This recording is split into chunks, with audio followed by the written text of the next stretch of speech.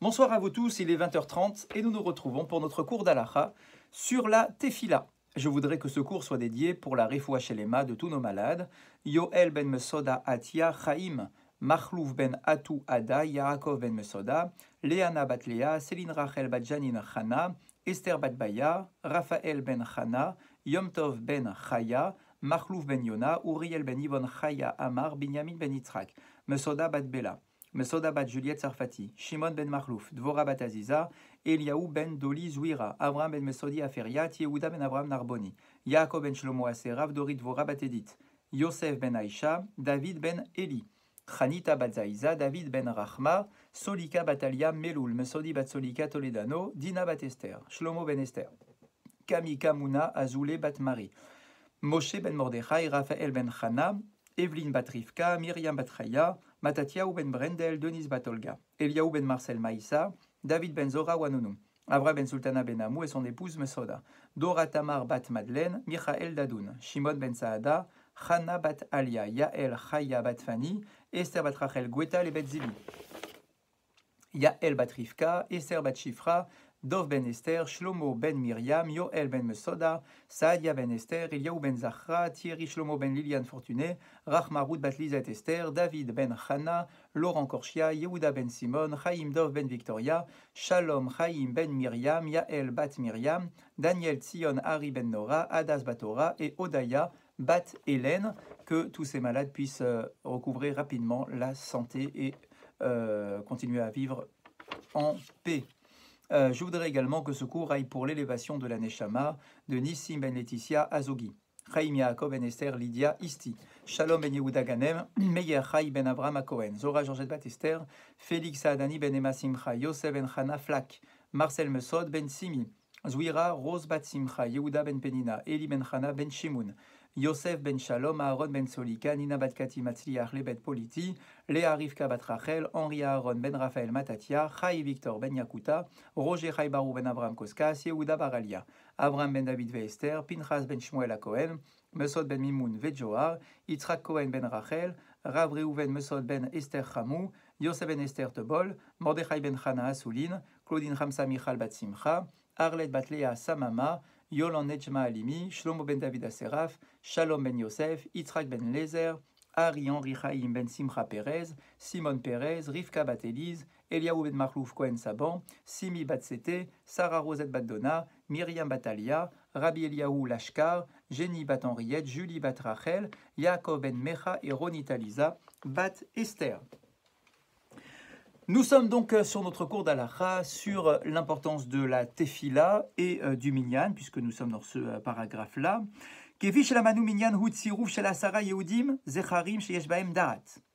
Voilà comment est-ce qu'on définit un Minyan. Il faut qu'il y ait 10 hommes juifs réunis au même endroit, et il faut que ces 10 individus aient du darat, de la conscience.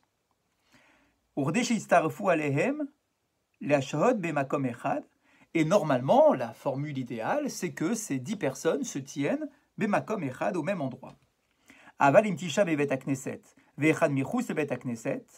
Qu'en est-il si 9 sont à l'intérieur de la synagogue et que le 10e est à l'extérieur de la synagogue?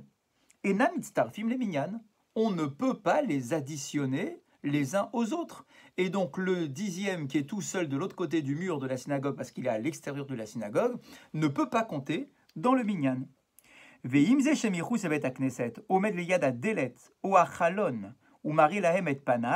Maintenant, imaginons que le 10e soit dans le hall de la synagogue, avec la porte de la synagogue ouverte, et que on peut voir cet homme qui est juste dehors de la synagogue. C'est vrai, il n'est pas entre les 4 murs de la synagogue, mais il est visible parce que la porte est ouverte. Ou bien, deuxième cas de figure, on a une synagogue, on a le 10e qui est à l'extérieur de la synagogue, carrément dehors, mais il y a une fenêtre dans le mur de la synagogue et on arrive à voir, puisqu'il est là collé au mur, il est là debout, et on le voit à travers la fenêtre.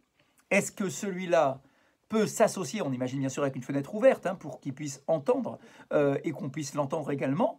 Donc, est-ce que celui-là peut compter dans le minyan, eh bien l'halakha nous dit les da'at rov aposkim mitztaref le minyan. D'après la majorité des décisionnaires, cette 10e personne qui se tient donc soit à la porte de la synagogue, soit de l'autre côté de la fenêtre, d'accord, de la synagogue, eh bien, mitztaref le minyan, d'après la plupart des décisionnaires, on peut l'associer au minyan et considérer que nous sommes 10 grâce à ce 10e qui est à l'extérieur, mais que l'on voit à travers la fenêtre.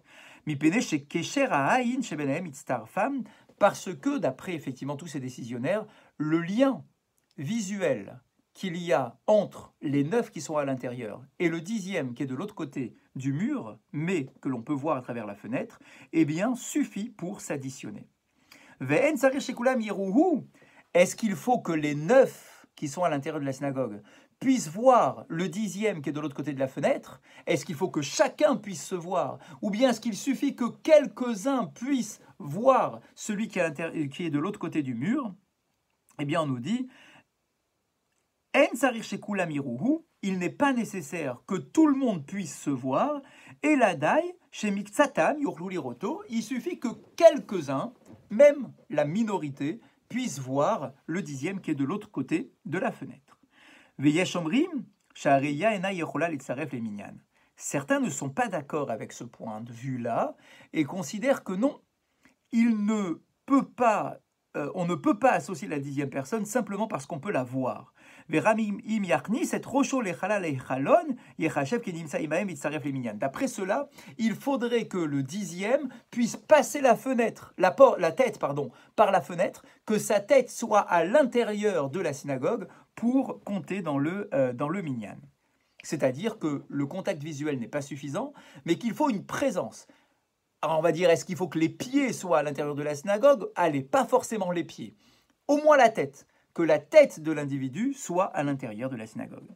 Les khatrila, donc on a vu qu'il y a deux opinions. D'après la plupart, il suffit d'avoir un contact visuel. D'après quelques-uns, il faut quand même que sa tête soit à l'intérieur de la synagogue. Comment, dans la pratique, est-ce qu'on doit se comporter? Les khatrila, yesh le armir. Il nous dit qu'a priori, on va être rigoureux sur le sujet, c'est-à-dire qu'on ne va pas se contenter d'un simple regard et d'un contact visuel, mais qu'il faudra effectivement qu'il ait au moins la tête à l'intérieur. Ubeshaat atrak, kesheno yachol et ikanes penima, et lismor al daat rov aposkim, shemekilim itzarfo, keshemarem la panav. Maintenant, on nous dit, en cas de force majeure, si on a vraiment besoin de lui, mais que lui ne peut pas rentrer, allez savoir pourquoi, d'accord, s'il ne peut pas rentrer, on pourrait s'acquitter, effectivement, et s'appuyer sur ceux qui permettent simplement d'avoir un contact visuel avec cette personne. Mishenimsa bechadar atafel le bet hakneset. Veno mari et panav la mitpalelim, av sheno mashlim le minyan, im var yesh minyan miladav, keshehu mitpalel imahem, hu nershav ke mitpalel be minyan. Si quelqu'un se tient dans une pièce attenante à la synagogue, la pièce qui est à côté de la synagogue, mais qu'on ne le voit pas, il n'est pas visible, mais pourtant de là où il est, il entend tout ce qui se passe à l'intérieur de la synagogue, eh bien on nous dit, il ne peut pas, bien évidemment, on ne peut pas le compter dans le minyan. Imaginez dans notre cas de figure à nous, à notre synagogue à nous, la synagogue de Boulogne. D'accord? Donc on nous dit, imaginons, on est dans la synagogue, il n'y a que 9 personnes, ou plutôt, pardon, il y a 10 personnes dans la synagogue, et dans la salle où il y a la Gniza, par exemple, imaginez que la porte soit ouverte et qu'il y ait quelqu'un dans la pièce où il y a la Gniza. Alors, deux cas de figure. Si nous sommes 9 à la synagogue et que lui c'est le 10e, si on ne le voit pas, on ne peut pas l'associer au minyan. C'est évident. Maintenant, si on est déjà 10 à la synagogue, et que lui qui est tout seul dans la pièce où il y a la Gniza, d'accord, il est tout seul, eh bien on nous dit, s'il fait sa prière en même temps que nous, eh bien c'est comme si il avait fait sa prière avec minyan. Donc c'est quand même intéressant. Je parle bien évidemment d'un cas d'école, parce que vous allez me poser la question, mais pourquoi est-ce qu'il ne fait pas 2 pas pour rentrer à l'intérieur des 4 murs de la synagogue? Laissons ça de côté. On parle ici en théorie pour comprendre la logique de la halakha. On nous dit qu'à partir du moment où il y a un vrai minyan, d'accord, dans le cœur de la synagogue, et qu'il y a cette petite salle qui est collée à la synagogue, c'est la salle où il y a la Gniza, d'accord, donc c'est vraiment collé, il y a juste une porte de séparation, mais ce n'est pas une porte transparente, donc on ne le voit pas, eh bien, il suffit simplement, s'il entend, donc la porte est ouverte, et qu'il entend ce qui se passe dans la synagogue, même si on ne peut pas l'associer pour être le 10e, mais si on est déjà 10 à l'intérieur de la synagogue, et que lui fait sa prière aussi en parallèle dans cette pièce-là, eh bien, il sera considéré comme s'il avait prié avec le minyan. Asara sheomnim bassadeh. S'il y a 10 personnes qui se tiennent dans un champ, dans un jardin, enfin tout ce qu'on peut imaginer, qui soit découvert. Kolzman shem ro'im beshomim ze et ze mitzarfim minyan. La halakha est très claire sur ce point-là. Il suffit que chacun puisse se voir, même à distance, et on peut effectivement s'associer pour le minyan. Ksheyesh minyan shel asara betor bet hakneset, kol hashomea et hachazan yachol la'anot acharav.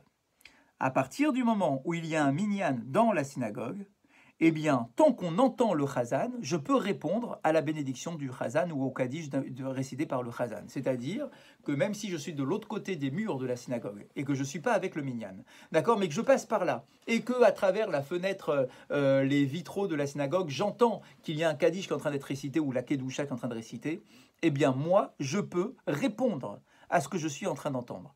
Je ne compte pas dans le minyan, hein, ça c'est certain, je ne peux pas considérer que je fais partie du minyan, là je suis à l'extérieur carrément. Mais malgré tout, je peux répondre Amen à ce que j'entends du chazan.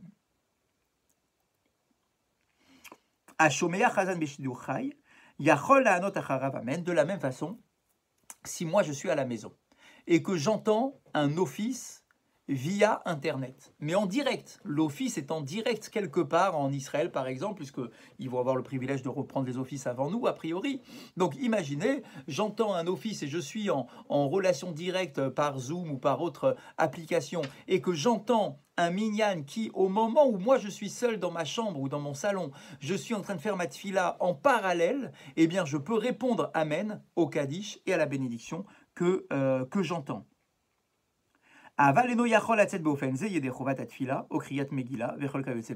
bien évidemment, je ne peux pas m'acquitter ni du minyan, ni du kaddish, ni de la kedusha, ni même, imaginez, et c'est ce que nous avons fait cette année, imaginez que je retransmets la lecture de la Megillah qui est en train de se passer. Malheureusement, je ne peux pas m'acquitter de mon devoir d'écouter la Megillah de cette façon-là.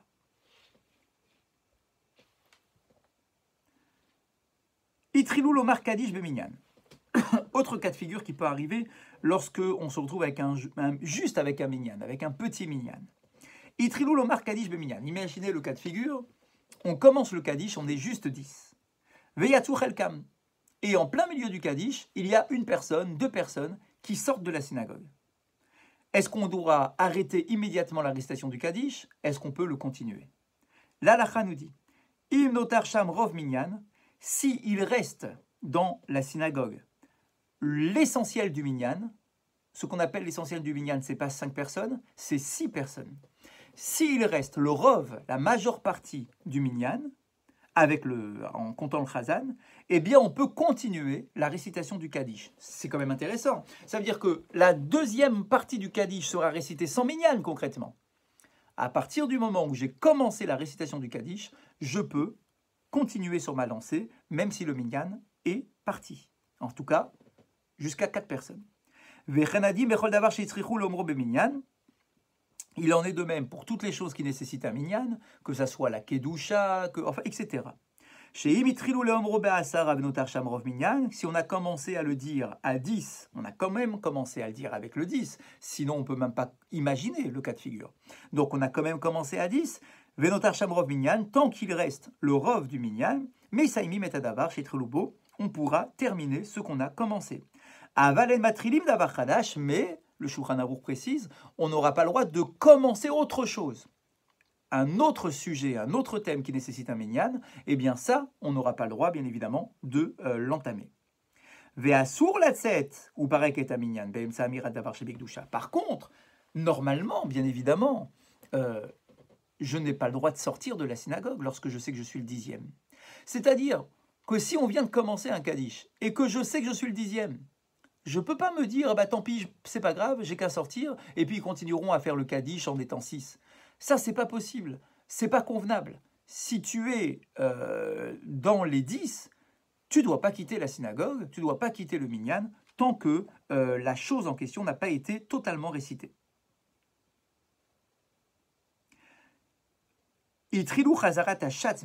Maintenant, imaginez un autre cas de figure. Donc là, on a parlé d'un kaddish. Le kaddish est relativement court. Mais imaginons le cas maintenant pour la répétition de la Hamida. Alors là, les choses sont déjà plus complexes, a priori, parce que la Hamida, c'est bien plus long que le Kaddish. Eh bien, l'Alacha nous dit, Itrilou chazarat hashas beminyan, si on a commencé à faire la répétition de la Hamida avec le minyan, veyatsu chelkam, et que, effectivement, il y a une partie des fidèles qui quittent la synagogue, im notar sham rov minyan, omrim kedusha. Si il reste 6 personnes, on pourra quand même faire la kedusha. Donc c'est quand même intéressant. Je suis donc au début de la répétition de la Hamida. Malheureusement, il y en a 2-3 qui ont été obligés de partir parce qu'ils avaient une obligation professionnelle, par exemple. Ils ne pouvaient plus attendre et qu'on avait traîné l'office. Enfin, on peut imaginer plein de cas de figure. Eh bien, l'Alacha nous dit, à partir du moment où tu as commencé ta Hamida, tu vas même pouvoir faire la Kedusha, même si au moment de la Kedusha, il n'y avait déjà plus le Minyan. Umsayemim et kol chazarat hashatz, et on pourra terminer toute la répétition de la Hamida. Aval, en omri birkat kohanim. Par contre, si c'est la Hamida de Shacharit, on ne pourra pas faire la birkat kohanim dans ce cas-là. Pourquoi? Parce qu'on considère que la birkat kohanim, c'est un sujet indépendant. Il y a le sujet de la Hamida. Donc là, à partir du moment où j'ai commencé ma Hamida, la répétition de la Hamida, je peux la terminer. Mais dans la Hamida, il y a une capsule qui s'appelle Birkat Kohanim. La Birkat Kohanim est une capsule qui est indépendante au niveau de la mitzvah. C'est une mitzvah supplémentaire.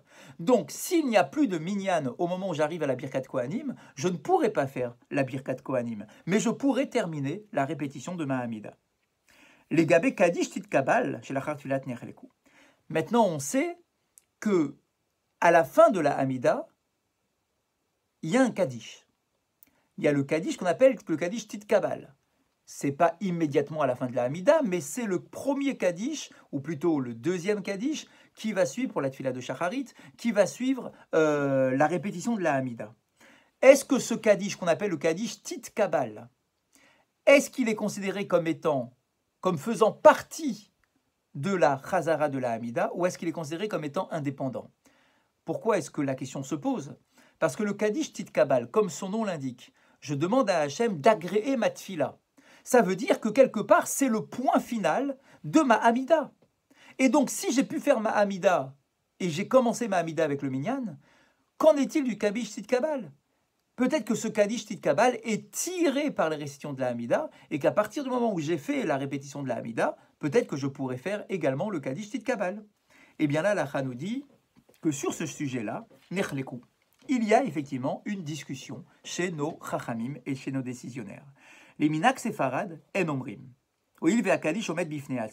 D'après les sfaradim, on considère qu'on ne doit pas faire le Kaddish Tit Kabal. Pourquoi? Parce que le Kaddish reste indépendant. Donc, si au moment où tu commences ton Kaddish, il n'y a pas minyan, eh bien tu ne peux pas faire le Kaddish Tit Kabal. Ou le minag ashkenaz, par contre, d'après les ashkenazim, kevan shemagshim bo ala tfila Tit Kabal, hu nershav kisiyum tfila. D'après les ashkenazim, comme je viens d'expliquer, puisque ce Kaddish-là est relié à la tfila qui, elle, a été récitée avec le minyan, d'accord, eh bien, du coup, on pourrait même faire le Kaddish Tit Kabal, même si au début, il n'y avait pas le minyan.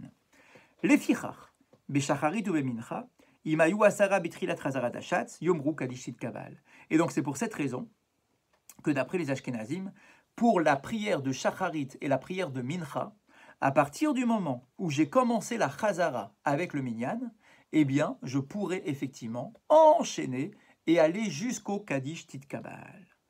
Ou be'arvit, imaya minyan bitrilat atfila belachash, yomru Kaddish Tit Kabal.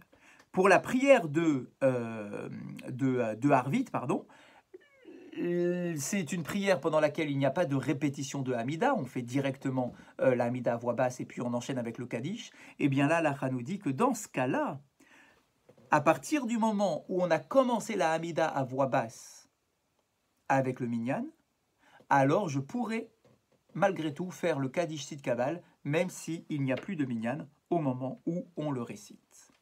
Voilà ce qu'on pouvait dire sur le minyan, et bien évidemment, naturellement, il enchaîne directement sur Ka'asher Adam Mitpalel Bevet HaKnesset Im HaTzibur Tfilato Nishma'at, sur l'importance de la synagogue. Parce que le minyan, c'est bien beau, mais où est-ce que l'on doit rassembler le minyan? Eh bien, la halakha nous dit, sache que de manière générale, une prière qui est faite dans une synagogue, avec le minyan, donc bien évidemment, Tfilato nishmat, sa tfila, elle est entendue. Vegami she'efsid et tfila beminyan, mitzvah she'itpalel bevet hakneset. Et même quelqu'un qui aurait raté le minyan, imaginons, ça peut nous arriver à tous. Un matin, on ne s'est pas réveillé, on s'est réveillé en retard, on a raté le minyan. Alors on a maintenant le choix. Soit je prie dans mon salon, soit je vais quand même à la synagogue. Mais à la synagogue, il n'y a plus personne. Le minyan est terminé, il y a peut-être quelques fidèles qui sont encore là en train d'étudier ou quelque chose, mais voilà, le minyan est perdu. Eh bien là, la Chana nous dit, il sera toujours préférable de prier à la synagogue, même seul, plutôt que de rester dans son salon pour prier seul. Chez Makom Kavua ou Miuchad Ekdusha, parce que c'est un lieu qui est fixe et qui est consacré à la Kedusha, ou beau, Atfila mitkabelet yoter, et dans cet endroit-là, la tfila est agréée plus aisément que lorsqu'on est dans notre salon. Omnam, keshaminyan mitpalel bimkom acher, adif litpalel beminyan me'asher bevet hakneset biyechadut. Alors bien évidemment, si je sais qu'il y a un minyan qui s'est rassemblé ailleurs, en dehors de la synagogue, est-il préférable de prier seul à l'intérieur d'une synagogue ou est-il préférable de prier avec le minyan? Là, la halakha est claire. Il faudra prier avec le minyan plutôt que de prier dans la synagogue seul. Katan.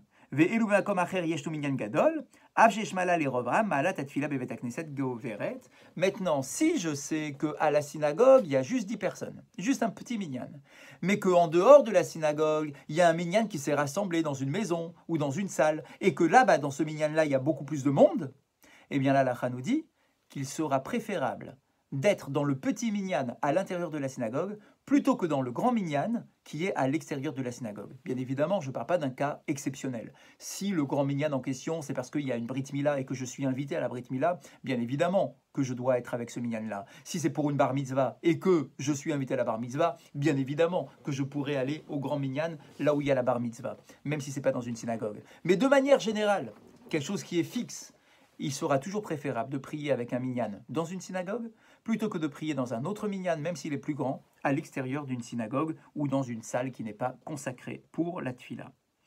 Al-kol keila mutelet mitzvah livnot bet hakneset. Donc on voit que la synagogue c'est quelque chose de très important. Et c'est pour ça qu'on nous dit que dans toutes les communautés, on a une mitzvah de construire une synagogue. Chez Bo yochlu leitpalel beminyan, un lieu qui soit consacré, offert aux fidèles pour qu'ils puissent prier avec le minyan.